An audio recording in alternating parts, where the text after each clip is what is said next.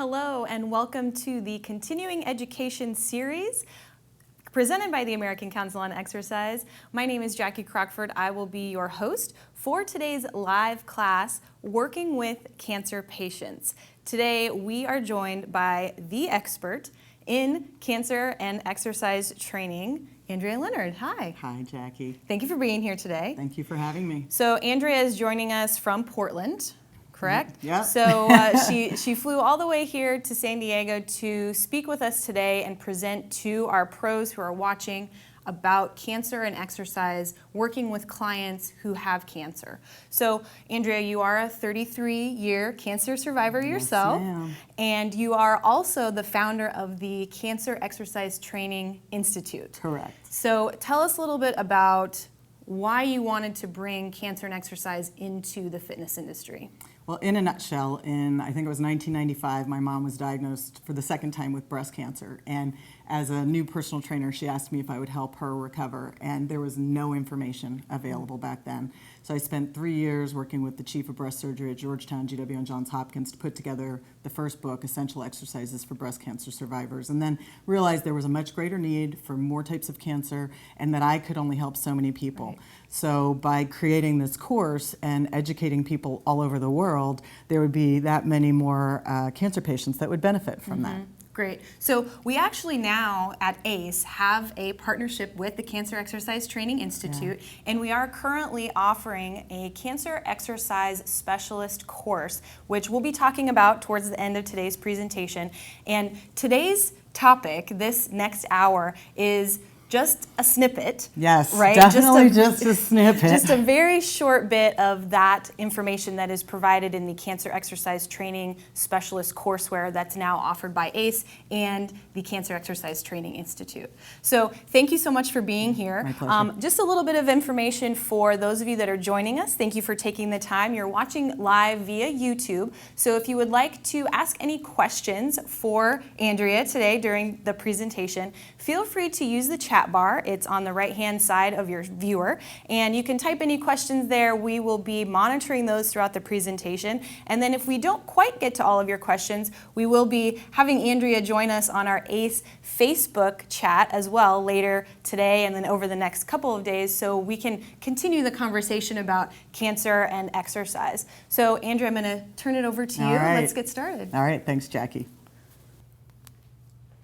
Okay, so let's start today by discussing our learning objectives. The goal is for you to understand how cancer surgery and treatments are going to impact physical mobility, activities of daily living, and then well into survivorship. To understand what lymphedema is, just a little information, it is the swelling of the extremity or of the area of the body that received radiation or had lymph nodes removed. And I want to teach you how to identify it and how to prevent it. And we can also manage it through exercise. And then to develop a comprehensive therapeutic exercise program that is individualized for cancer patients during and after treatment while addressing both the short and long-term side effects. So what is cancer? Cancer develops when the genetic mechanism that controls a cell's growth goes awry and the cells multiply out of control. A couple terms you should be familiar with. The first is carcinoma in situ, also pronounced in situ, and that is cancer at its earliest stages, and it is contained. Where invasive cancer, as it sounds, has spread or invaded surrounding tissues. So what causes cancer? Many people are under the impression that there's a great percentage that is hereditary, and that's not actually the case. It's less than 10%. Radiation, X-rays, ultraviolet rays, radioactive chemicals can all predispose someone to cancer. Viruses such as the Epstein-Barr, HPV, hepatitis B, and obesity accounts for 15 to 20% of all cancer-related deaths. And then lastly on our list is oxidative stress from chemicals. And these are the chemicals that we put on our body, in our body, that we breathe in the air. There are so many things that affect our cells. So some considerations for clients with cancer, and these are the questions that we need to ask when we're interviewing them. What type of treatment did they have? Was it systemic, like chemotherapy or hormonal therapy, or is it local, like radiation? Radiation and localized therapy the goal is to minimize the damage to surrounding tissue. Are they currently undergoing treatment? Because if they're undergoing treatment, they are going to be functioning at a much lower level. They will usually be excessively fatigued, and then as they further and further away from treatment, as the tumor responds to treatment, they usually are getting their energy back and feeling much better. So when did the treatment end, of course, is the next question in line. And have they exercised since then? Because if they've done nothing, then we're definitely starting at a different point than if they've been exercising all along. Where is the incision? Is it a vertical incision that could be changing their posture, bringing them into forward flexion, or is it a horizontal incision that's possibly causing internal hip rotation or round shoulder syndrome? We'll notice all those things when we do our postural assessment. How long ago was the surgery performed? Because most people are going to need about 3 months to completely heal. And even if the incision looks good on the outside, we don't know what's going on the inside and have to allow proper healing time. And then if there are multiple incisions at the same site, so for example, if somebody had a mastectomy in 2016 and went back into the same site in 2017 to have breast reconstruction, then we have this compound effect of scar tissue and adhesions being laid down upon each other, which can really affect posture and range of motion, leading to muscle imbalances. We need to identify those muscle imbalances so that we can choose the correct exercises to both stretch and strengthen those areas as needed. And then what are the acute and chronic side effects of treatment? So the acute side effects, those that are immediate, that are happening while they're undergoing treatment, pain and fatigue are number one. 76% of cancer patients will experience excessive fatigue, fatigue unlike anything you and I are used to. Immunocompromisation, this is where their immune system is compromised and they are at a higher risk for infection. Infection can also increase their risk for lymphedema if they've had lymph nodes removed or irradiated. And if you guys are sick or even feeling like you're getting sick, you should not work with a client who has immunocompromisation. Their blood counts are low from chemo, from radiation, bone marrow transplant, because they don't have the capacity to fight off that infection and could get really, really sick. They may also have malnourishment and muscle wasting, so they're losing their lean muscle mass. We know how important it is to do weight-bearing exercise to increase that lean muscle. They may also have weight gain. We see this a lot with hormonal therapy in both men and women, and it becomes very difficult for them to lose this weight, particularly if they are on the hormonal therapy for years and years or even indefinitely.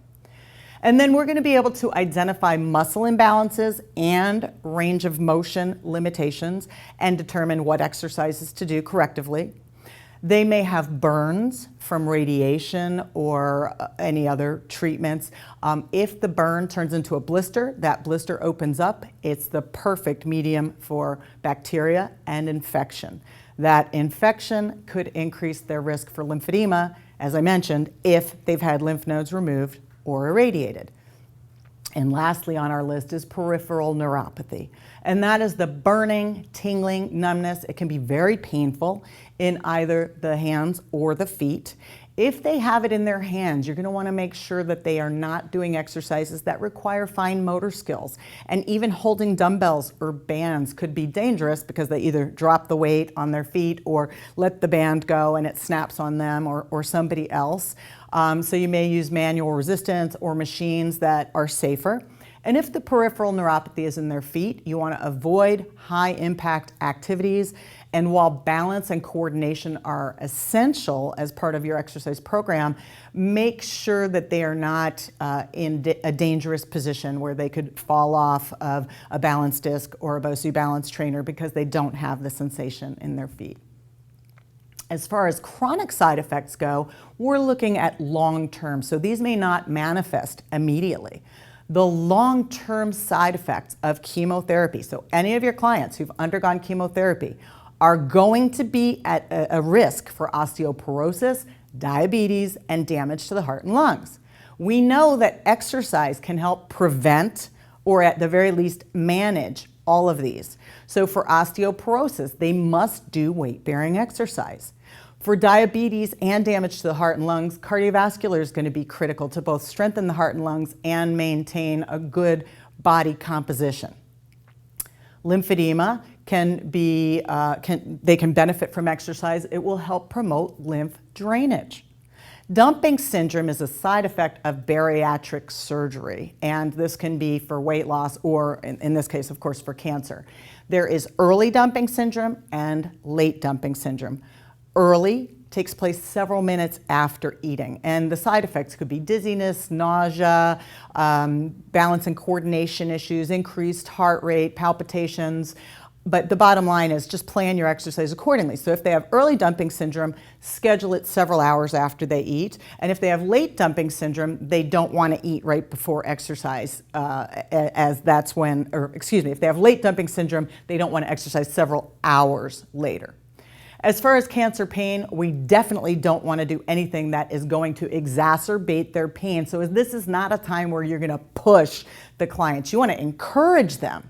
You want to be compassionate and empathetic, but this is, while we're cheerleaders, we're not driving them to do more than they can do. If they have weight gain, of course, the cardiovascular exercise is going to help, as will weight-bearing exercise as they increase their lean muscle mass. But set realistic expectations because they may not lose weight like a healthy individual would. Both men and women may actually experience what we call menopausal-like symptoms from hormonal therapy. For men, that may mean breast tenderness and growth and loss of muscle mass, particularly in the absence of testosterone. Both men and women will experience hot flashes and weight gain, low sexual desire, and all of those menopausal side effects. Neurological complications could be from a primary brain cancer or a cancer that has metastasized to the brain, and this can essentially affect anything, but we're looking at gait, at balance, at coordination, and I go back to the fact that we don't want to put anybody at risk for falling, whether that be on a treadmill or standing in place on a balance disc. Just pick your exercises very carefully. If they have a prosthesis, for example, if it's the leg or the arm, they may or may not be able to do certain exercises, and different prosthetics have different limitations, so you'll want to do your research on that. And then peripheral neuropathy we see again, it is both acute for some people and it can be chronic for others, so burning, tingling, numbness in the hands and feet. So if you're working with a client with lymphedema, there are some considerations that you need to think about. First of all, how many lymph nodes were removed? The greater the number of lymph nodes removed, the greater the risk of lymphedema. What part of the body are they in? If somebody had lymph nodes removed or irradiated in their neck, you're looking for swelling in the neck and up into the facial area. In the case of breast cancer, they've had lymph nodes removed under the left arm. The swelling would be potentially in the left chest, lat, and that arm, and then the opposite is true if it's on the right side. If they have lymph nodes removed or irradiated in the chest, we're looking for swelling in their torso and anything below the belly. They could get swelling in the abdomen, the pelvis, either leg or foot. So the lymph drainage exercises will vary whether it's upper or lower body. And then if they received radiation, it doubles their risk of lymphedema. If they have high intensity radiation, that can increase it even more. And then the more cycles of radiation they have, that also increases the risk. Lastly on our list is, have they been fitted for a compression garment? This could be a tank, it could be shorts, stockings, sleeves, you name it. But if the doctor has prescribed, and that is the key word, prescribed a compression garment, they must wear it when you're exercising with them. If they tell you they don't want to, they don't like it, I urge you to stick by your guns and not allow them to train. Although you may want to keep that client, we all want to keep our business, it's putting them at risk, which ultimately puts you at risk. So what are the signs and symptoms of lymphedema? The first is called pitting. And this is where if you take your thumb and you press into their arm or they press into their arm or leg, whatever spot may be affected, it holds the indentation, much like putting your thumb in silly putty. And this is usually lymphedema at stage 1. Now, the good thing about identifying that is that if they seek medical attention and go to a lymphedema specialist, that they can actually reverse it more often than not at stage 1. Whereas it progresses to stage 2 or stage 3, it becomes treatable, but they can't necessarily go back to what we would call normal. They themselves will experience obvious swelling, feeling of heaviness or tightness, which can also limit or restrict range of motion. There can be aching or discomfort and recurrent infections. Now, the recurrent infections can also increase the risk of lymphedema, so it's kind of like this vicious cycle. And then you have hardening and thickening of the skin, also known as fibrosis. And the sleeves and the stockings, the compression garments, actually help to maintain the integrity of the tissue. So as far as precaution, I go back to, are they wearing the compression garment? Now, if they have not been given a sleeve, for example, they don't have lymphedema yet, then you can suggest it, but you don't have to make them wear it. But if they have been prescribed one, they must wear it. Start with little to no weight and progress slowly. If you remember nothing else from this lecture than this, please remember this. That means starting with 1 pound or 0 pounds and a few repetitions, and then you go to 1, 2, 3, 4, 5, 6, 7, so on and so forth. You cannot skip from 1 pound to 5 pounds. I don't care if those are the only weights you have, because we don't know what their system can tolerate. Their lymphatic pathways are now restricted.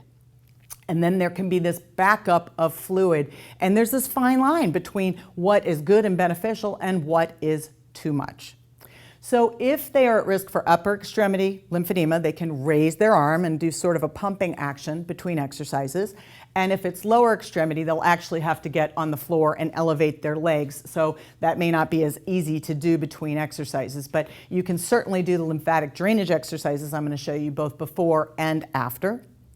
Make sure that your client stays hydrated and exercises in a cool environment. So what that means is don't go outside on a very hot, humid day. Make sure they're inside in air condition or in front of a fan, and provide plenty of water.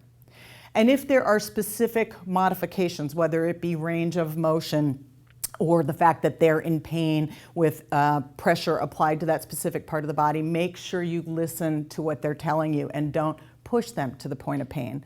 And then ultimately, we're looking for signs of swelling after the workout. And so you're going to teach them how to take measurements with a tape measure of the various parts of body, so we can see in numbers actually if there's an increase. And then also they can do the pitting test anywhere in their body. And that's something that's really easy for somebody to look and see and let them know that they need to see a doctor or a lymphedema specialist. If you send them to go see a lymphedema specialist because there's swelling, make sure they come back to you with a medical clearance. You must have that, as you must have that to even begin working with a cancer patient. This truly is a special population, and the untrained trainer can do more harm than good. So knowledge is truly power.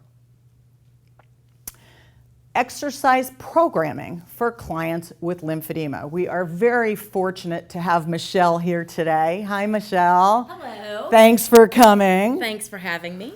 Michelle is a 7-year breast cancer survivor, but you're also a lymphoma and skin cancer survivor. It gives me the chills just because you're just the vision of health, but you've had quite a struggle. Yes, I have. And you have lymphedema. I do. Okay, so this is, and this is so cool, this is what some of the compression garments look like. Yes, you don't have to do the flesh tone. Yeah, exactly. And they're fun, but let's let people know that these are prescription. This is not something that you could just go buy at Walmart or Walgreens. It has to be fitted for you, correct? Yes, I got a doctor's prescription. Okay, and do you wear this all the time? When I exercise, I do. Okay, so Michelle is one of the ones that actually listens, but you will have clients that refuse to wear them. Okay, so let's go through your health history a little bit. You have had a lumpectomy to the right side. What that means is she's had the breast cancer lump removed as well as the tissue around it. And then they also did radiation to wipe out any remaining cancer cells in that area.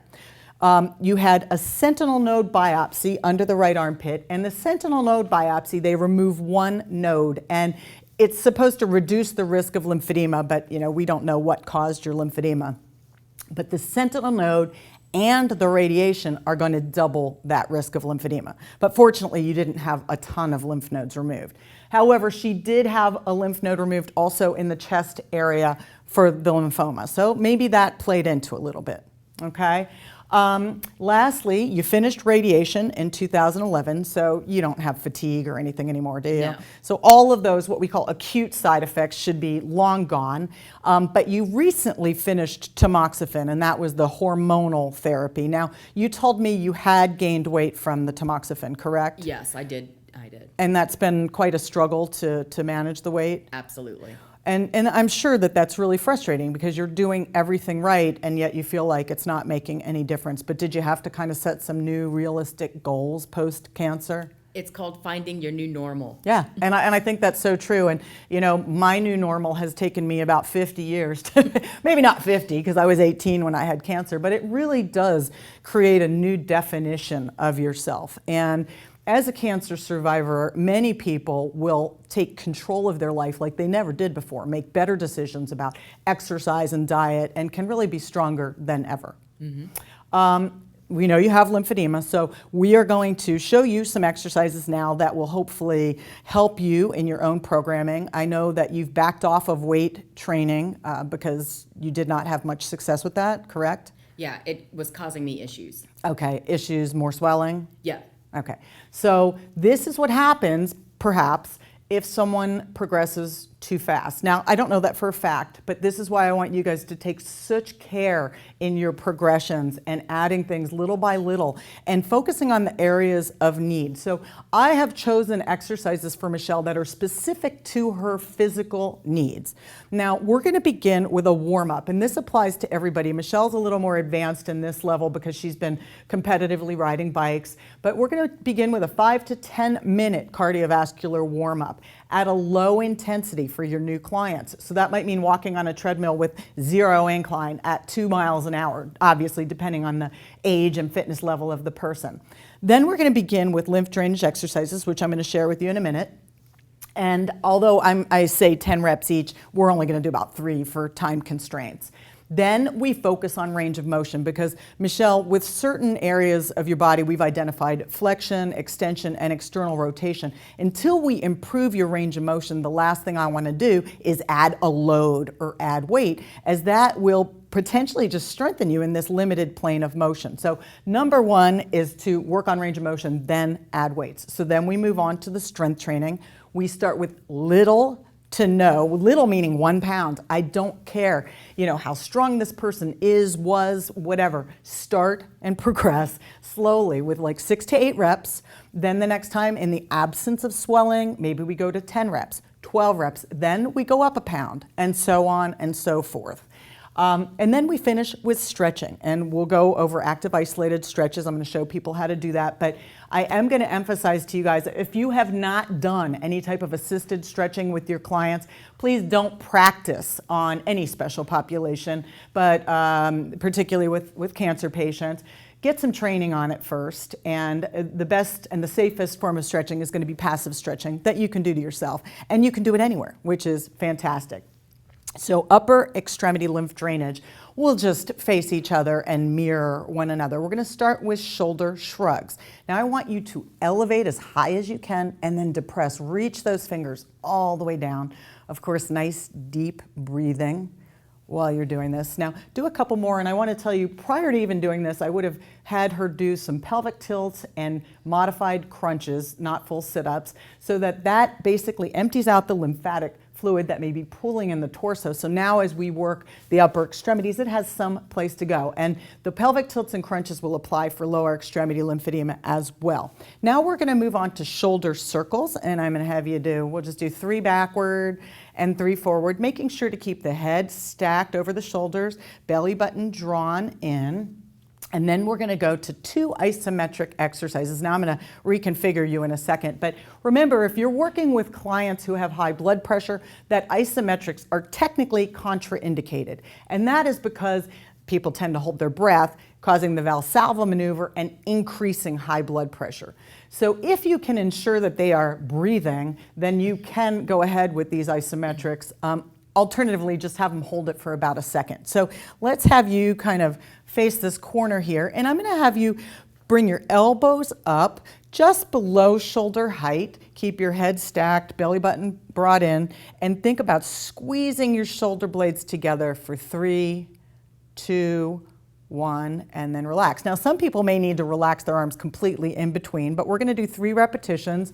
Now, through the process of reciprocal inhibition, as she contracts posteriorly, anteriorly in the muscles that are tight and spastic with scar tissue, she is stretching. So this is a fantastic way to do 2 things at once. Then let's go ahead and we're going to do basically the opposite now. So we're going to get into prayer position. Shoulders are a little bit relaxed, and I want you to squeeze your hands together. Now, while you're doing this, just do it for about 3 seconds, breathe. She is activating her pec minor, and the pec minor is the closest thing to a pump that the lymphatic system has. So even though this is under the category of lymph drainage exercises, this one really packs a punch. Okay, and you can keep your arms in closer. Really, it depends on your comfort level. Now we're going to go to neck stretches, so you keep pirouetting around here. I am going to instruct Michelle to tuck her chin to her chest first, then just put the gentle weight of your hands on the back of your head and hold that stretch. Now, in a perfect world, I'm going to have her hold this for 20 to 30 seconds, but to keep things moving, we're going to go into lateral flexion. So I'm going to have you straighten out again, okay? And let's begin with this arm behind your back. This is going to keep this shoulder depressed while you then take this hand on this ear, keeping the shoulder down, just gently bringing the head to the side. So really, there shouldn't be a lot of pressure here. It should be a downward movement on the shoulder, opening up all these lymphatic pathways. Then go ahead and switch sides. So it doesn't matter which side she has lymphedema on. We're going to do these bilaterally. Okay, how's that feel? Good. Good, good. Moving on now. So we've gone through the first couple now. We're going to raise the arms up. We're going to let gravity work with us, and we're going to start with fist circles. We'll do 3 clockwise, 3 counterclockwise, and then we're going to do little hammers. And then we're going to finish off with pumping. So we're basically pumping that lymphatic fluid back down. We, presumably have done the crunches and the pelvic tilts, and now it can dissipate into the torso. And now we're ready to exercise. Great. I'm ready. Are you? I'm ready. Okay. All right. So moving on, let's talk about shoulder range of motion. So you have limited flexion, you have limited extension, and limited external rotation, presumably from the scar tissue in this particular area. So as this is pulling, it is restricting your ability to move that shoulder. So in these 3 things, we have to focus on range of motion exercises before we add a load. So we're going to step over here to the corner, and I'm going to show you how to do what I call a wall walk. Now, the majority of breast cancer patients are given basic things like wall walk and pendulum swings right when they get out of the hospital, but not everybody. And many people are not even told about lymphedema. So they show people how to do it like this, but I'm going to have you actually just slide your arm with your palm facing in. Shoulders are squared, and I want you to go as far as you can with no pain. Now, as the trainer, you're making sure that her arm stays what I like to call between 2 panes of glass, so she doesn't move into abduction. Her shoulders stay square, and I am not encouraging her to push herself. I'm asking her to let me know when she starts to feel discomfort or pain, and I assume... This is good. Okay, so from this point, I can either have her hold this as a passive stretch, thinking and breathing and thinking about, relaxing into it, or she can repeat that several times going, up and down the wall. Now, not everybody has a wall that they have access to, but someone, you can go ahead and relax. You could be sitting on a ball or at a chair and do this on a desk as well with one or both arms, and it's just a great stretch. Anyway, now we're going to move on to shoulder extension, and I'm going to bring this over with us too because we're going to use this. But let's come right here. And shoulder extension, you know, you think about not mastectomy in your case, but if somebody's had a mastectomy or reconstruction, how tight that is and how rounded the shoulders are. Reaching their arms back behind them becomes very difficult. And you've had minimal surgery, but the radiation takes its toll. So when you're doing extension, I want you to think about keeping your shoulders down, keeping your head in alignment. People tend to do this. So as their trainer, you really need to watch for these little teeny details. Very good. Palms stay facing the body. And is that as far as you can go? Yes. All right, so I mentioned active isolated stretching. What I would do here is have her go as far as she can, then I just very gently, I'm not even moving more than a centimeter. And then she relaxes, and then go ahead and do it again on your own. And I can repeat this 10 to 12 times, or I can hold this and just hold it in this stretch. And I am constantly communicating, asking, does this feel okay? Are you in pain? You know, we don't want to get to the point where they're uncomfortable. So go ahead and relax. And lastly, we're gonna take you down to the floor. We're gonna do external rotation, so all the way down on the floor. Knees are bent. Let's turn you a little bit this way. Perfect. And I'm gonna have you bring your arms a little below shoulder height, and the elbows should stay at 90 degrees. And I know that this arm doesn't go back as far, so once you get there, that arm can just relax. Okay, if somebody's arm is basically or pretty close to touching the floor, then you know that's about as perfect as it gets. But you can see here where we have restriction. So for active isolated, I could just put my hand here and just push her back a tiny bit more, and then she can relax, and then you do it again on your own. And then I literally am doing nothing but putting my hand on hers. The best way to improve range of motion is actually to work in the plane of motion that you are trying to improve, as opposed to trying some fancy exercises. Just really get back to basics. Okay, so let's move on to some strengthening exercises. Okay. Now we get to bring out the ball. Now before you get onto here, let me just preface this by saying, if you guys are working with a client who's had an abdominal tram, they have actually taken the rectus abdominis muscle, tunneled it up, and created a breast out of it. If they've only had half of it used, technically they can do crunches, but it makes no sense because the half of the rectus is in the breast, which means it's going to contract and relax and respond however this other half of the rectus is. If they've had a bilateral, they cannot do a crunch. They will not be able to get down or get up on their own. So you're going to have to make sure that they kind of roll onto it sideways and that you help them. We don't want to put them at risk, or bottom line, you know, just have them do it on the floor, something like that. But we know you're strong. We've done this many times, and you have your rectus abdominis muscles. Okay, so we're going to start with a chest fly. Now, I've chosen these exercises based on the need to stretch the chest and strengthen the back. So, Michelle, let's start by thinking about hugging a barrel. And one of the mistakes that people make is they externally rotate their shoulders. So you guys need to watch and make sure the elbows are always pointing downward, slight bend in the elbows. Notice we're beginning with no weight, even though this is under the strength category. I want her to feel this wonderful stretching sensation through here, and then contract her pecs.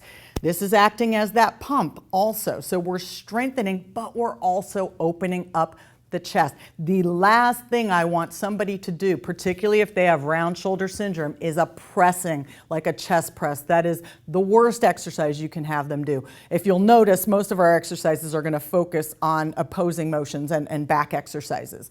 Okay, so we're just going to do a couple of these. So let's say we did 6 today. Next time, if there's no more swelling, you're feeling great, we go ahead and do 8, and so on and so forth.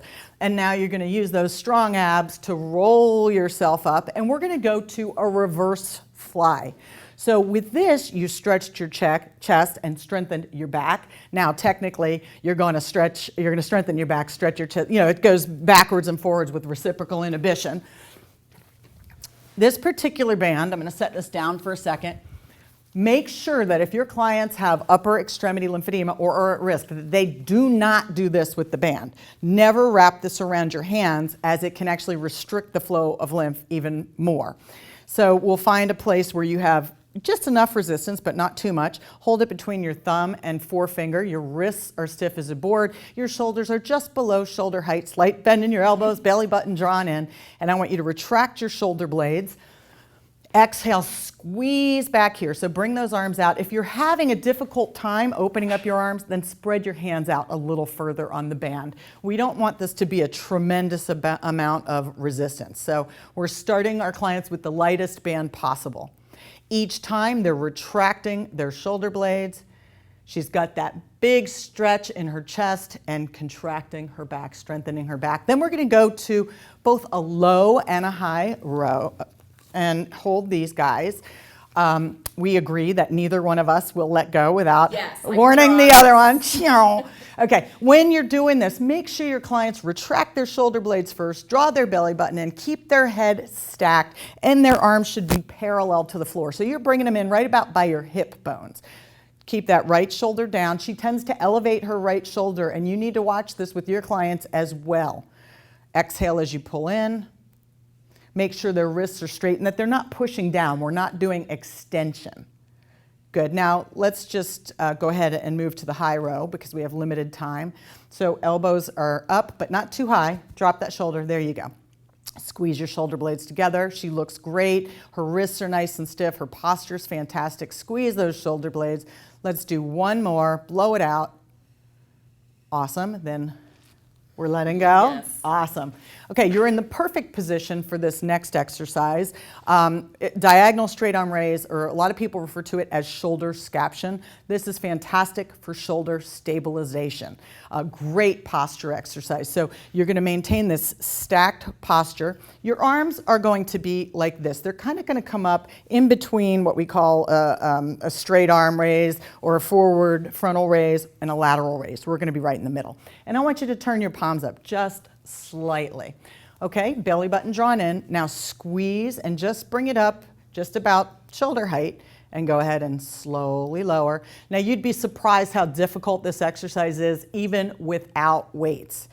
Okay, and we've already practiced this a couple different ways. I'm going to show you one other way to do this that is even more challenging because we're really isolating those muscles. So come on over here, Michelle. Now, when you're doing this, you'll have your clients walk out just a tad so that their back is flat here. And the back of her shoulders is glued. I tell them to think of Velcro, and it's glued to the wall. So she's going to keep her arms back or her shoulders back as she raises up. Just a slight bend in the elbow. People tend to overbend. So lifting from here. Perfect. How's that feel? Tough. Quite the challenge, isn't it? And this really reinforces good posture. Let's do one more of those. Breathe. Excellent. Okay, shake it off a little bit. And then we have one more in our strength training section. Now, this is a pullover. We've already identified that she has limited flexion. However, in the handbook, I refer to norms of range of motion. And for flexion, it is 150 to 180. Once your client is better than 90% of the bottom number, so in your case it's 135 degrees, you can begin strength training. That doesn't mean to stop doing the wall walks. We still want to improve your range of motion. So we're going to do this on the ball, but you guys can certainly do this on an exercise bench or on the floor, whatever is safest for your client. Making sure her head is supported, so come up a little bit more. Perfect. Hips up, squeeze your butt. You're going to hold this imaginary weight or ball, making sure, now particularly if you're doing this on a bench, you want to make sure they're not arching their back in order to gain that range of motion. The same thing happens when you're using a goniometer to measure. So go ahead, inhale back, only go to the point of mild discomfort. Now I want you to imagine pressing against my arm. Contract your armpits, exhale and drive your arms all the way up towards your belly button. Good contraction here, great core exercise. Let's go ahead back. Only go as far as you are comfortable. And you might think I'm not pushing her enough or I'm not encouraging her enough. That is not the goal now. Safety is my number one thing. So one more time. Big, big stretch, slight bend in the elbows. All right, now squeeze, squeeze, squeeze, good. And then go ahead and carefully tuck your chin. Roll up. Do you want to get a little water? Sure. For all your hard work? Hydrate. Absolutely. All right, and then we're going to finish off with some stretches. And some of this will be repetition, but we're going to go back. And this is also a time where you guys can go through the lymph drainage exercises again, but we're going to do just a condensed version, beginning with cervical flexion, which of course we did previously. Tuck your chin, gentle weight of your hands on the back of your head. And particularly now, I want to have her hold this for 20 to 30 seconds, but we'll just pretend that it's been 20 to 30 seconds. Next, bent arm pec stretch. Now, I just moved the ball out of the way, and now I'm going to have you get on here. So we go back to this position. I was trying to keep you from tripping on it. And your client can also do this over a Bosu balance trainer or on the floor or even sitting up in a chair. But gravity is really helping us here, and she can just stretch across that ball. This should feel so invigorating, really, to somebody who's gone through all these surgeries and treatments, and it just really opens up the chest wall. So focus on your breathing. Keep those abs tight and strong. Does it feel okay? It feels great. Okay, so boom, 30 seconds, roll yourself up. And then lastly, we're going to finish with what we would call a tricep stretch. But in this case, we are stretching the axillary area. We'll move the ball again. Okay, so go ahead, bring your arm up. Okay, so yes, she is stretching her tricep, but also stretching the axilla. And we're going to do this on both sides. And this, I'm going to say one more time, is just a snippet of what went into putting this workout together. There was a lot involved in her assessment and interpretation, and so much more to learn by becoming a cancer exercise specialist. And Jackie, I think we're bringing you back. Thank you, Michelle. Thank you. Yes, thank you very much, Michelle, for being here today. She worked hard. She did. Yes, she did indeed. Woman warrior right there. Absolutely. So thank you very much. Absolutely. So we do have some time for questions, and as those are coming in, feel free to type those into your chat bar. Those are on the right-hand side of your screen as you're watching live on YouTube. And just a little bit, like you said, some more information can be found, as you can see from the slide. We, again, have a partnership now with the Cancer Exercise Training Institute and ACE, and we are offering the Cancer Exercise Specialist course as a way for you to gain more knowledge about how to train your clients who are recovering from cancer and cancer treatment. So this course has 1.7, is that correct? Yeah, 1.7. yeah, absolutely, 1.7. Almost all you need. Yeah, just about as much as you need. Actually, if you're taking your CPR and first aid, it covers the rest of the amount. And they get credits amount. for this little exam as well, don't they? Exactly. So you are watching today for free, and if you would like to receive CECs for today's presentation, you can do so by using the link that is below in the description of today's presentation. It's just below on the YouTube viewer there, and you can also just check in and get some more CECs. You'll take a quiz and then receive the recorded version of today's live class in your MyACE account. So a lot more information than what we can provide in just 1 hour. Absolutely. But this was such a great introduction to what we can do with our cancer patients and how well we can help them as and professionals. makes such a huge difference in somebody who's a survivor. And my mom's had breast cancer twice. And the other thing that's wonderful about the course and working with you guys is when they complete their exams for the cancer exercise specialist, they'll also get listed on our cancer exercise specialist directory, which is going to enable cancer patients to find you guys. And that's critical. Great. Because there are so many people looking for help. Great, perfect. So we do have some time for questions, and some of them that were coming in, and this goes back to the compression garment that Michelle had with her today. You mentioned that it's really important for our clients who are prescribed the garment. Compression garment. I know. That's a mouthful. Exactly. So when they're prescribed that, they have to wear that during the training session. Yeah. What happens? The question is, they're coming in. What happens if they show up and they forgot it, or what do you do as a this professional? is a tough one, and I had a girl. I had a workshop in New York, and I said this, and I got this scathing letter a couple weeks later. She says, "I did what you said, and I lost my client and her husband." And you know what, you guys, that might happen, but these are probably the people who might pursue some other avenues which you will not like. So it's better to be safe than sorry. And I'm not just talking about safe with the client. I'm talking about safe for you and your career. But what can happen is lymphedema can progress. So I told you, you got stage 0 is latent. It's kind of pre-lymphedema. Then you have stage 1, which is pitting. Stage 2, it's more spongy, but it's still manageable. And that's probably where Michelle is. And then stage 3 progresses to elephantiasis, and it's really difficult to treat. So if they don't wear the sleeve, it can progress. Right. And you must adhere to doctor's orders. If a doctor tells you don't do such and such, here's the limitation, and you go against doctor's orders, that's not good. And Right. same thing with wearing a compression garment. Right. So we're always getting doctors. Always. And Recommendations repetitively. and So if they have release. surgery and then a year later they go back for another surgery, another medical clearance, they go back for more treatment, another medical clearance. Once again, you're helping, you're taking care of the client, you're also taking care of you. So Right. this is personal training 101. Right. Great. So just remember that as we're working with this special population, as you mentioned, this is truly a special population. So we have to be making sure that we're legally making sure that they're safe and protecting our business. And keep in mind, cancer is hundreds of diseases.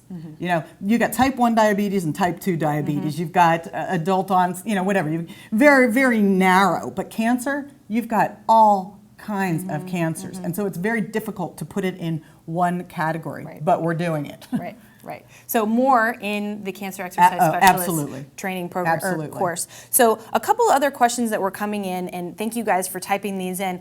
And this was from one viewer in particular, but I could imagine that this is something kind of widespread throughout somebody that is, or patients that are dealing with cancer. So if I go into a class and I'm teaching a class and I know that I have a client in there that is going through cancer treatment and they have great effort and they feel really strong during the class, but then they leave and they become very fatigued after the fact, what are some things that we need to understand about what's happening there and how can we help them during the class or the training session, monitor their intensity? Yeah, and this is difficult. And what I always tell people, in the perfect world, if you can meet with the people who are like the cancer patient who's going to be in a class, if you can meet with them ahead of time and do an individual assessment, look at their range of motion, look at their flexibility, do a health history and an intake, and give them individual advice prior to going into the class, because you can't be watching just that person. And then check in with them afterwards, and if they say, I was really wasted afterwards, I had no energy,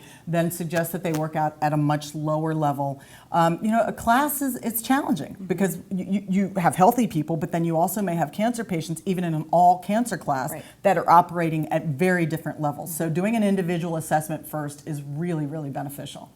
Great. So with lymphedema, particularly, since that's kind of the topic that we're on today, and working with Michelle, what are some other signs maybe after a workout is completed that you might be talking to your client or clients about that they should be aware of when they leave? Okay, so if somebody doesn't have lymphedema, they've never had it, then what I'm teaching them, first off, I take measurements, so at my initial assessment. So I give them these baseline measurements so they can always go back and, have a friend or a spouse or whatever take the measurements for them.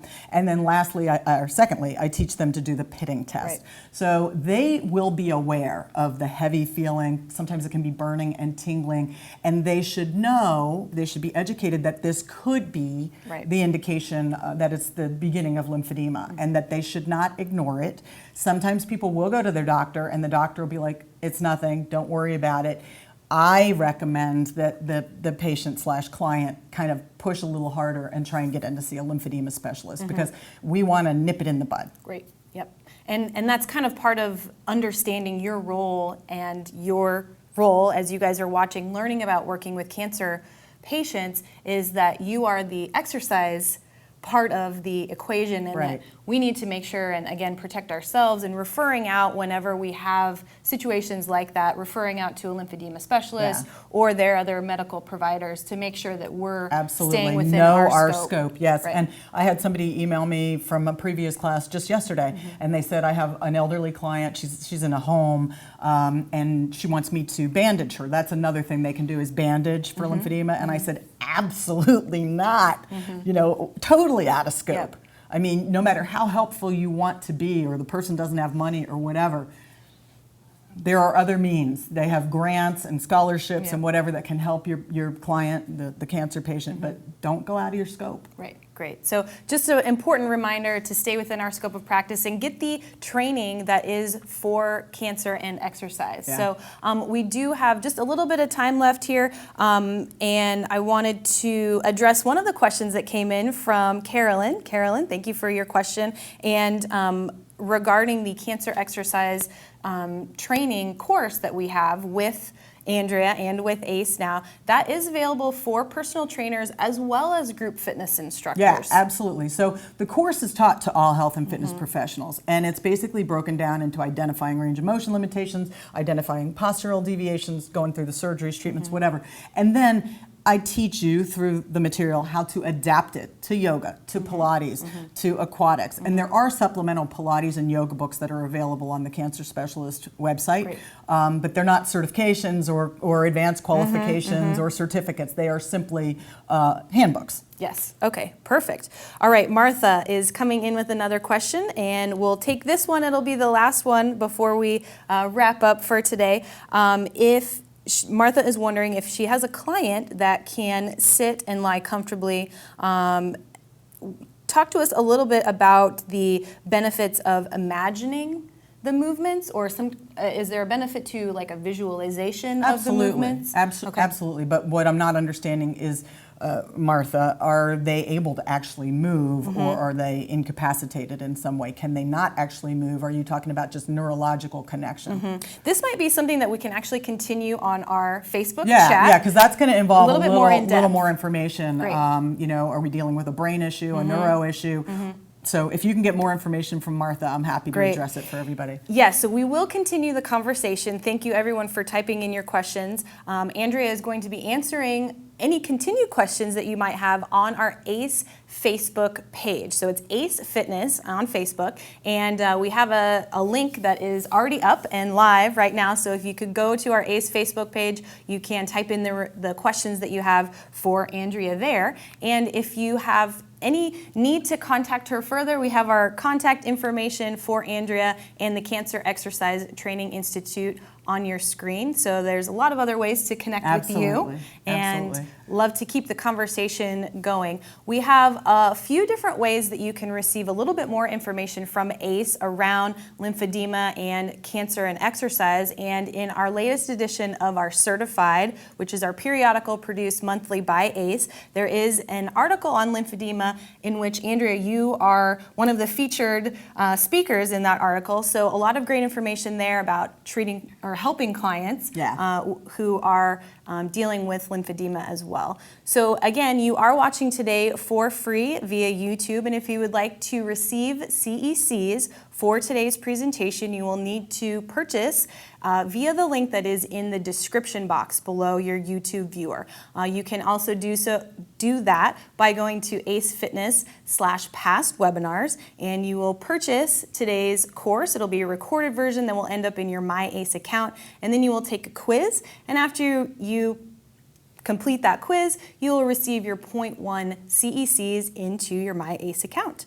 And just a reminder that we have another live class next month, and that is with Rudy Thomas, who is a certified strength and conditioning specialist and also FitWall Director of Education. And he's going to be talking about low back health, and low back begins with the core. So make sure and join us for our next month's live class. Again, please remember to connect with us.